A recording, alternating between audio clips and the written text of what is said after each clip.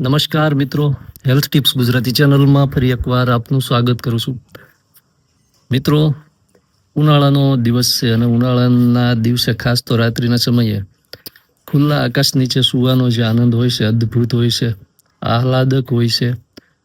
અત્યારે ખુલ્લા આકાશની નીચે અમારે મોટું ફળિયું છે, ફળિયાની અંદર સૂતા છીએ ખાટલા નાખી. અને હવે ઘણા બધા લોકો જેને સગવડતા હોય, કેપેસિટી હોય તો એ લોકો એસીની અંદર સૂતા હોય છે.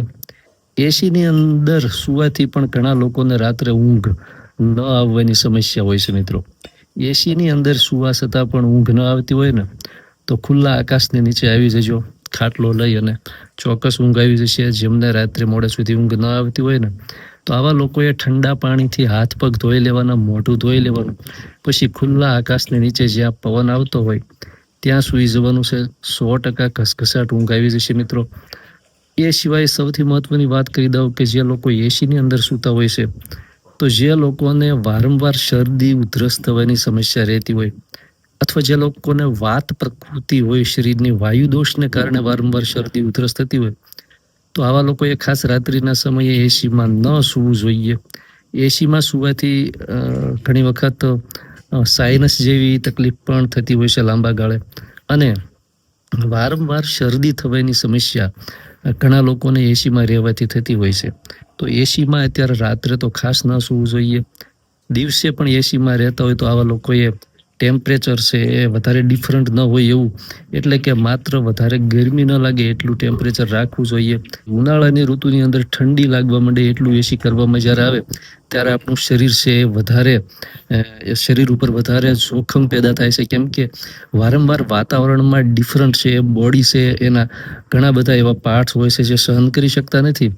એટલે ટેમ્પરેચર એટલું રાખવું જોઈએ કે જે બહારનું વાતાવરણ હોય એનાથી વધારે ડિફરન્ટ ન હોવો જોઈએ.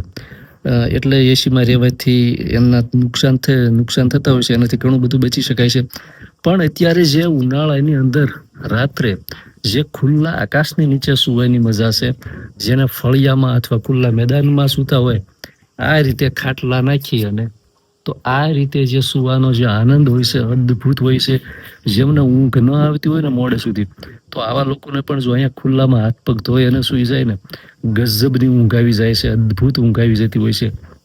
એટલે ખાસ, અને બીજું એ કે થોડા દિવસથી આવે અને અમુક કારણોસર આપણે વિડીયો છે આવતા ન હતા ચેનલની અંદર, તો હવે એ ફરી પાછું રેગ્યુલર થઈ જઈશું વિડીયો માટે. એટલે તમે બધા પણ સાથ સપોર્ટ આપતા રહેજો. બીજું એ કે અત્યારે જો હાથથી સેલ્ફીની મદદથી વિડીયો શૂટ કરી રહ્યો છું, અને મારો ખાટલો છે, આ મારી પથારી છે, અને અહીંયા સૂઈ જાઉં છું. બાકી ઉપર ખુલ્લું આકાશ છે, કંઈ નથી, મોટું ફળિયું છે, પવન આવે છે, પવનની લહેરી એટલી જોરદાર આવે છે કે તમને એમ થાય કે ખરેખર એસીની અંદર નથી જવું, પણ અહીંયા જ સૂવું છે. એટલે કુદરતના સાનિધ્યમાં જેટલું રહેવામાં આવે એટલું આપણું શરીર છે એ વધારે સારું રહેશે લાંબા ગાળા સુધી. તો મિત્રો, આપનો ખૂબ ખૂબ આભાર. જય માતાજી.